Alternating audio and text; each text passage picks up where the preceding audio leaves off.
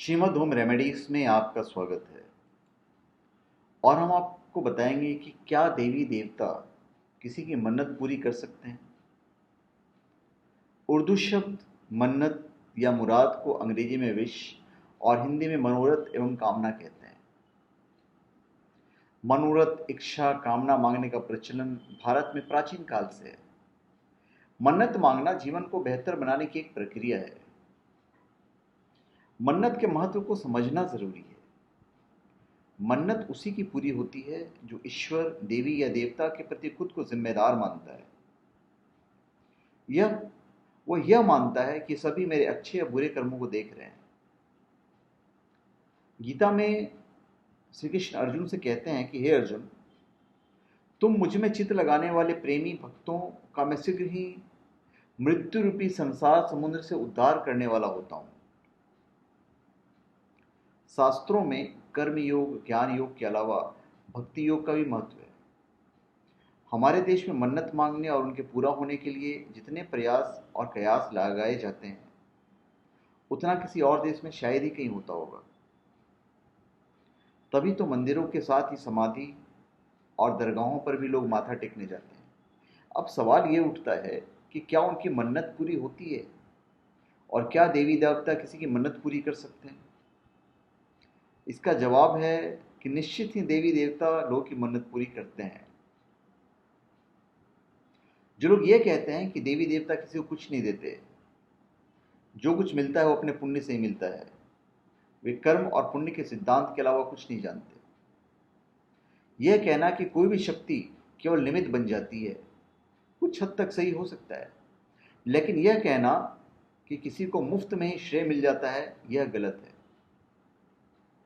निश्चित ही व्यक्ति का पुण्य और पुरुषार्थ बलवान है, लेकिन ईश्वर या उसके मन में अपने इष्ट के प्रति की जा रही भक्ति भी बलवान होती है। इतिहास में ऐसे भी उदाहरण मिल जाएंगे कि घोर संकट में उसके पुण्य काम नहीं आए, लेकिन उसकी भक्ति काम आ गई। ईश्वर, देवी या देवता सबसे ऊपर है, जो किसी भी नियम के विरुद्ध जाकर अपने भक्तों की रक्षा करते हैं।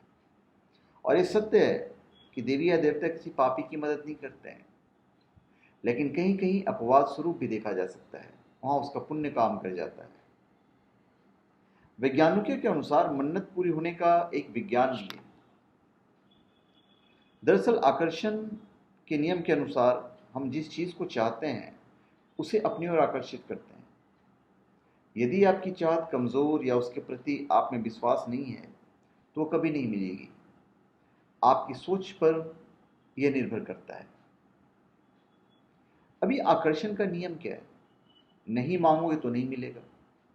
बच्चा भी जब रोता है तभी उसे दूध पिलाया मिलता है। भगवान बुद्ध कहते हैं कि आज आप जो भी हैं वो आपके पिछले विचारों का परिणाम है। विचार ही वस्तु बन जाते हैं।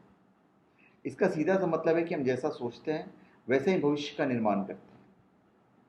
इसे आज का विज्ञान आकर्षण का नियम कहते हैं। संसार को हम पांचों इंद्रियों से जानते हैं और दूसरा कोई रास्ता नहीं है। जो भी ग्रहण किया गया है उसका मन और मस्तिष्क पर गहरा प्रभाव पड़ता है।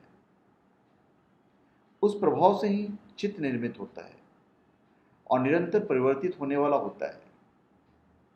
इस चित्त को समझने से ही आपके जीवन का खेल आपको समझ में आने लगेगा। अधिकतर लोग अब इसे समझकर अच्छे स्थान, माहौल और लोगों के बीच रहने लगे हैं। वे अपनी सोच को बदलने के लिए ध्यान या पॉजिटिव मोटिवेशन की क्लासेस भी जाने लगे हैं। मंदिर जाने से हमें एक सकारात्मक ऊर्जा मिलती है, हमें विश्वास मिलता है। अभी देवी देवता की भक्ति के नियम है। हम जिस दृश्यमान जगत को देख रहे हैं उससे कई गुना बड़ा है सूक्ष्म या अदृश्य जगत। सूक्ष्म जगत में करोड़ों आत्माएं विचरण कर रही है, उनमें से कुछ अच्छी और कुछ बुरी। दोनों से भिन्न देवी और देवता होते हैं। देवी या देवता उस मनुष्य पर ही ध्यान देते हैं जो उनके संपर्क में किसी न किसी माध्यम से रहता है। भक्ति, पूजा, प्रार्थना, ध्यान या अन्य किसी माध्यम से जो भी व्यक्ति देवी या देवताओं से मदद मांगता है तो निश्चित ही उसे मदद मिलती है। वे लोग जो विश्वास से भरे हैं, जिनमें कोई विश्वास नाम की चीज नहीं है, उन्हें यह कभी एहसास नहीं होता है कोई ऐसी भी शक्ति है जो मदद कर सकती है। वह लोग जो शराब पीते हैं, प्रतिदिन क्रोध में रहते हैं, दिन भर गाली गलौज करते रहते हैं या हर वक्त किसी न किसी के बारे में कटु वचन ही कहते रहते हैं, ऐसे लोगों की देवता कभी मदद नहीं करते। अंत में गीता के 9वें अध्याय के कुछ श्लोक में श्री कृष्ण ने कहा है कि जो अनन्य प्रेमी भक्तजन मुझ परमेश्वर को निरंतर चिंतन करते हुए निष्काम भाव से बचते हैं, उन नित्य निरंतर मेरे चेतन चिंतन करने वाले पुरुषों का योगक्षेम मैं स्वयं प्राप्त कर देता हूं। हे अर्जुन, यद्यपि श्रद्धा से युक्त जो सकाम भक्त दूसरे देवताओं को पूजते हैं वे भी मुझको ही पूजते हैं, किंतु उनका वह पूजन भावार्थ, क्योंकि संपूर्ण यज्ञों का भुक्ता और स्वामी भी मैं ही हूं। परंतु वे मुझ परमेश्वर को तत्व से नहीं जानते, इसी से गिरते हैं अर्थात पुनर्जन्म को प्राप्त होते हैं। देवताओं को पूजने वाले देवताओं को प्राप्त होते हैं, पितरों को पूजने वाले पितरों को प्राप्त होते हैं, भूतों को पूजने वाले भूतों को प्राप्त होते हैं, और मेरा पूजन करने वाले मुझको ही प्राप्त होते हैं। इसलिए मेरे भक्तों का पुनर्जन्म नहीं होता है। तो धन्यवाद। आप हमारे चैनल पर सब्सक्राइब करें और अपने कमेंट दीजिए। धन्यवाद।